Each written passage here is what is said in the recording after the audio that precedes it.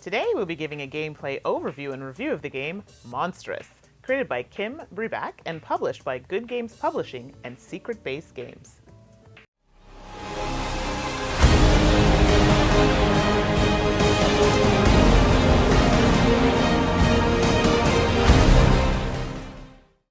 Hello everyone, and welcome to another episode with To Die For Games. I'm Mandy, the board gaming pinup girl. My fellow hosts are Tracy, the gaming maven.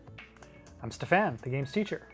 Looking to see what we think of the game? Looking to see what the components are? Click on a timestamp. If you like what you see, leave us a comment and tell us how we're doing, and subscribe to be notified when we post new content. Monstrous plays in about 15 to 30 minutes, is suggested for ages 10 and up, and accommodates 2 to 5 players. We've got Monstrous all set up and ready to go, so let's get to it. Players are Olympic gods with mythical creatures that they call upon to help restore faith in the pantheon. Attacking other gods' monsters and locations, players attempt to earn the most faith. Stephane, tell us, what's inside the box? 56 faith tokens, 5 god boards, 5 player aids, 60 monster cards, 12 in each player's deck, 11 large location cards, the lightning start rules, and the rulebook. Alright, now that we know what we're playing with, how do we set up? Tracy? Remove all chairs from around the table to allow for free movement. No, seriously, move them. Place 5 location cards. These are based on level of desired difficulty and place on the table with space between them to fit a monster card without touching them. Each player takes a monster card deck, player side up.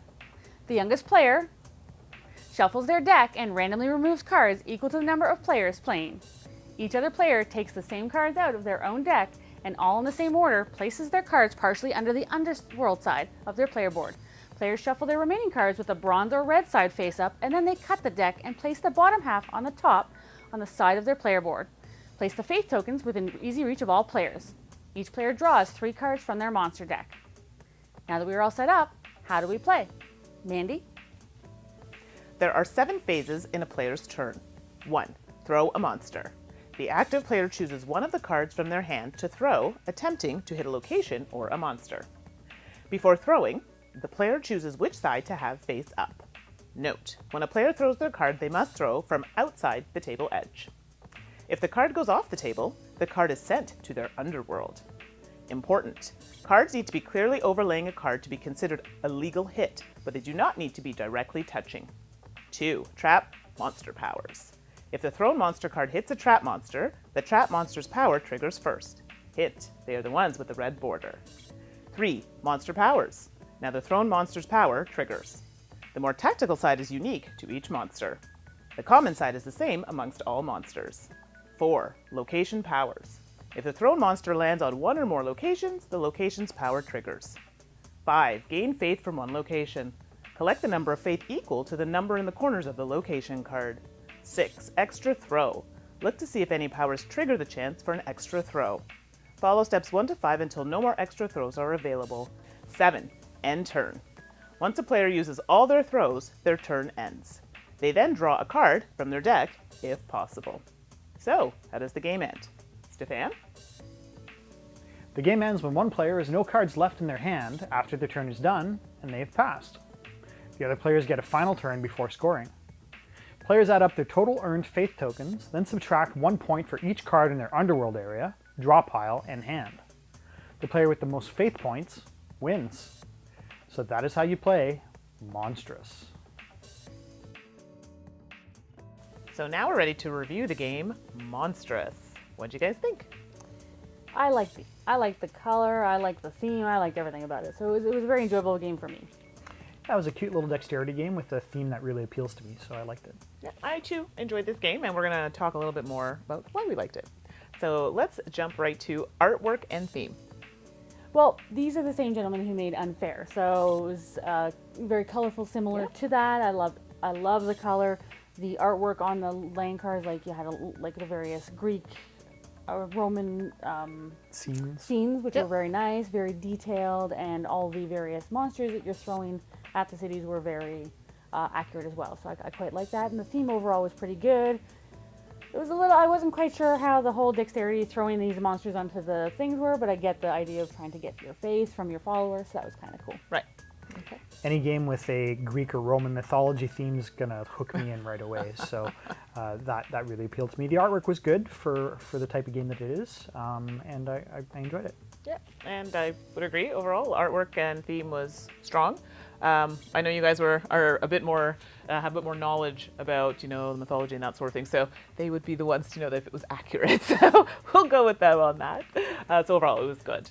Quality of components. It was card-based. The cards tended to feel good in the hand because it's a dex game, which is something we were, I think, all shocked about, actually, how it worked. But so they felt good to throw, and they kind of had enough slippiness that if you kind of threw too hard, it would slide off and wouldn't do what you want. So, which is what you want in a dex game. It was good. Yeah, I would have liked for the cards to have a little less slippiness. They were a good thickness, like the cardstock was good, but they really did slide right across that table. It would have been great if they kind of stopped short a little bit. Yeah, like I almost wish cards had a bit of a weight to them. So yes, it had carry, but then it would almost slap down on the table. I don't know. I don't know if that makes sense what I'm trying to say, but overall I thought, it's cards, so they had a decent quality or thickness to them. Game mechanics. The game mechanics were pretty simple. You have your cards in hand, and you choose one, and you throw it from the edge of the table or playing area out to the middle to try and overlay either another player's card or one of the city cards. Is that what they're called? Yeah, one of the scene or city cards, to get various amounts of faith points. Right. Yeah, and so what I particularly like is the cities themselves actually have some different types of benefits. So you might be trying to throw one based on what your actual monster does. There's all these different factors that go into it. So not only are you just trying to kind of throw them on things, you might be trying to throw one very specific card on one very specific city because they work well together. And so you're trying to kind of plan that out and see where people are throwing to, because you're trying to get rid of your cards before anyone else, right, and also get the most faith. So you're trying to find the best way to balance that. Yeah. So I did like that fact that you had the cards, and I think if you flipped them, they had something different on the other side. So depending on what effect you wanted, and I like the fact that if you touch the city or location, it would also make an effect, which could be bad for you depending on where it landed. But you don't really have control, right? So in that sense, it's a bit of luck as to where it lands. Unless you're very skilled. I was going to say, you could be just a very skilled card thrower. Unless your name is Gambit. I was just about to say that. Which it is not. So yeah, there you go. Similar games.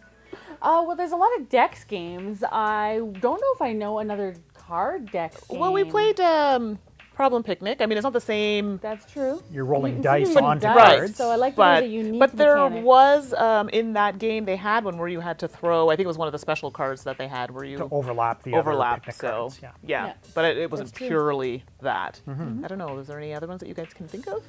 Like I said, we do know a few dex games, but most of them are kind of like balancing things on things. Right. So that's a little bit more. So there's not a lot of similar games that have you trying to toss things, It kind of reminds me of the old Pog game.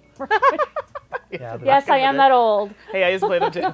there's nothing else that comes to mind for me. Yeah. So. Okay, I think that would probably be the most accurate. So final thoughts on the game. I was really happy with it. Like I said, I really liked what they've created with other games. So I really was looking forward to trying this game. And surprise, surprise, it was a dex game, but still really loved it because normally dex games aren't usually my thing, but absolutely love this one for sure. Same with Tracy. I don't normally play a lot of dexterity games, but this one with the theme drew me in. The gameplay was simple enough that you could teach it very quickly, which I always look for in a game, as I teach a lot of games. So yeah, no, I really enjoyed it. Looking forward to more from this publisher. So I'm not a huge fan of dexterity games. I'm just actually really horrible at them. Cards fall off the table. It's not even close. It was still fun. So I could definitely see how people would enjoy it and how it would engage people. So you're not just randomly throwing cards. There are other effects. I get that. So for me, I liked it, but I'm just not a dexterity game type player. But I definitely could see how it would appeal to others. So overall, no, thumbs up for me. I think you guys are giving it a. I like 2. I think you're not Okay, quite I'm as a 1. an emphatic 2 as I am, but It was still good. 1.5 strong. A strong 1.5. So that's it for now, and we'll see you next time. Bye.